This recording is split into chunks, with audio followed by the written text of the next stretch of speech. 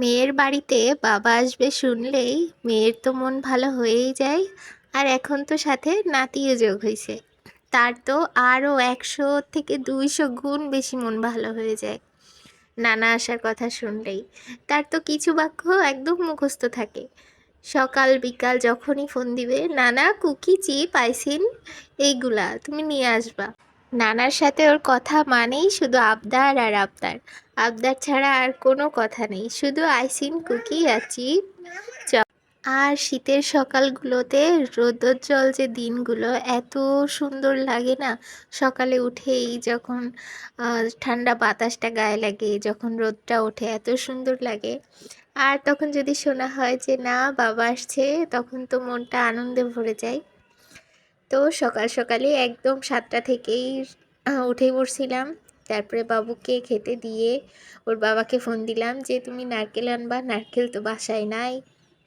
তো ওর বাবা আবার সেটাও নিয়ে আসলো। আর এদিকে আমি করলাটা ভাজি করে প্রথমেই ফেলবো, সেই জন্য ওটা সময় লাগবে বলে আগে থাকতেই ওটা বসিয়ে দিয়েছি। আর এদিকে নারকেলটা আমি স্লাইস করে নিচ্ছিলাম। আর নারকেল স্লাইস করতে বেশি সময় লাগে না, সময় লাগে কালো যে খোসাটা পেছনের সেটা পরিষ্কার করতে। এত সময় লাগে না ওটা করতে, হাত ব্যথা হয়ে যায় একদম।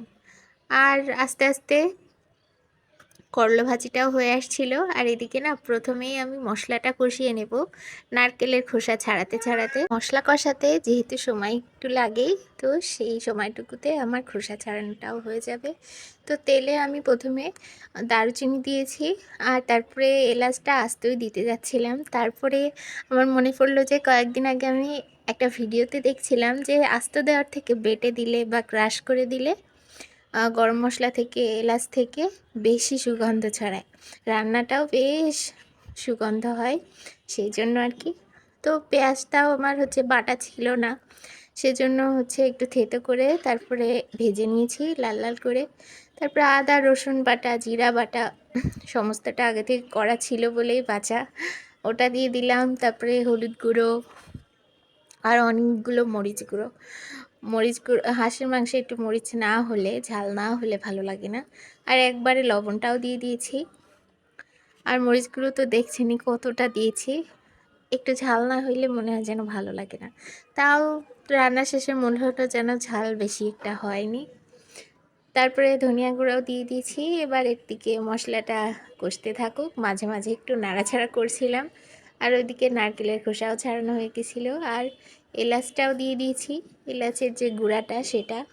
আর এই যে 7টার দিকে মাংস ভিজিয়ে রাখছি, তাও এটা তো ছাড়াইনি। মানে শীতকালে না ঠান্ডা পানি মানে গরম পানি দিতে হয়, তো আমার ভুল হয়ে গেছে, আমি দিতে পারিনি, মনে নেই। তো এই আস্তটাই দিয়ে দিছিলাম, যেহেতু আগে থেকেই ধুয়ে রাখছিলাম, সেজন্য ধোয়ার কোনো পারেশানি নেই। তো এরকম করেই এই যে গুতাই গুতাই সবগুলো এক একটা থেকে আলাদা করে ফেলছি। আর এবার মশলার সাথে একটু নাড়াচাড়া করে এই যে নারকেলটাও ছেলা হয়ে গেছে, ওটাও দিয়ে দিচ্ছি। আমি একটাই নারকেল ব্যবহার করছি, মানে এক পাশ আর কি, 2 খণ্ডের। তারপরে এটা ঢাকা দিয়ে কষিয়ে নেব, পানি ইউজ করব না, মাংস থেকেই পানি বেরোবে যেহেতু বরফ হয়েছিল। আর এদিকে ডালটাও চড়িয়ে দিয়েছিলাম। আজকের মেনু বিশেষ কিছু না, শুধু এই যে হাঁসের মাংস, এটাও রান্না শেষ। আর একটু ডাউল, সাদা ভাত আর উস্তে ভাজি তো দেখলেনি। আর করব একটু ছিটে রুটি। তো সব রান্না শেষ, আব্বু চলে আসছে, ডালটায় শুধু ফোড়ন দেওয়া বাকি, আর ছিটে রুটিটা একটু ভেজে নেব, তাহলেই হয়ে যাবে।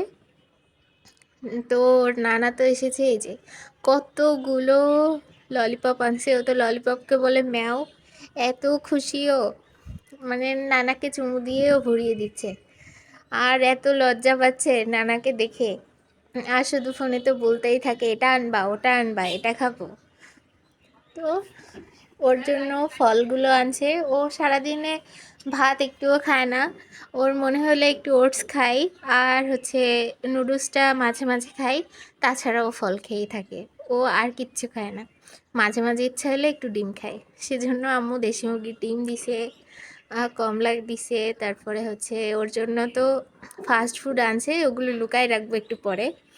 আর এই যে রুই মাছ দিয়েছে, আর হচ্ছে বাড়ির পোষা যে মুরগি সেটা হচ্ছে জবাই করে ডিপ করে দিয়েছে। আর এটার ভিতরে আছে দেশি মুরগি দিয়ে নারকেল দিয়ে রান্না করা। আম্মুর হাতে দেশি মুরগি রান্না অনেক মজা হয়, তো সেটা দিয়েছে। আর এই টিফিন বাটিতে দিয়েছে মনে হয় রোস্ট রান্না করছিল সেটা। আর একটা টিফিন বাটিতে এই যে এটাতে দিয়েছে ওর বাবার পছন্দের কবুতরের মাংস, সেটা। আর এদিকে এই যে ছিটের রুটিটা বানিয়ে নিচ্ছিলাম আব্বুর জন্য। ছিটের রুটিটা আব্বুকে আসার সাথে সাথেই দিতে চাইছিলাম, তবে একটু লেট হয়ে গেছে, আমার একটু দেরি হয়ে গেছে রান্না করতে। তো যাই হোক, ছিটের রুটিটা আব্বু প্রথমে দিয়েছি, কিন্তু আমার ভুল হয়ে গেছে, প্রথমে এই পাত্রতে ওই পাত্র, আবার শেষমেশ এই যে এই রুটি সেকার হচ্ছে তাওয়াটাতেই হলো। প্রথমে প্যানে করতে গেছিলাম, হিট দিয়ে নেয়নি, একটুও হয়নি, সব আটার গোলা হয়ে গেছে। আর এই যে রোস্ট আর ডালটাতেও ফোড়ন দিয়ে নিলাম। আব্বু না সাথে সাথেই চলে গেছিল, মানে 10টায় আসছে আর হচ্ছে 12টার ট্রেনে আবার চলে গেছে। তো আজ এই পর্যন্তই, আল্লাহ হাফেজ, শেষ।